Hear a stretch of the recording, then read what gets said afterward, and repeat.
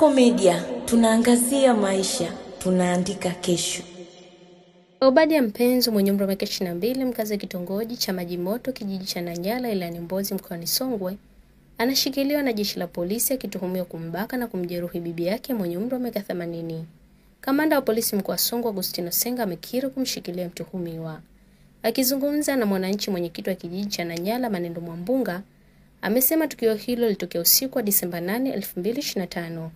Amesema mtuhumiwa alitekeleza tukio hilo la ukatili baada ya kufika nyumbani kwa bibi yake sana usiku wa Disemba 8, wakati mume bibi huyo akiwa kilabuni. Mwambunga amesema baada ya tukio hilo mtuhumiwa alikimbilia kusikojulikana. Amesema uongozi wa kijiji ulianza msako uliodumu hadi saa 5 asubuhi ya Disemba 9, 2025, mtuhumiwa alipokamatwa akiwa amejificha porini. Na nukuu, mtuhumiwa alikutwa akiwa amejificha porini na afya yake ilionekana kuwa dhaifu, akitapika. Inadaiwa alikuwa amekunywa sumu kwa lengo la kujitoa uhai kwa kujutia kitendo alichofanya, amesema.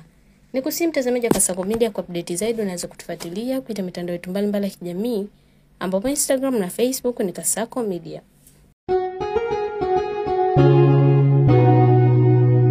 Kasako Media, tunaangazia maisha, tunaandika kesho.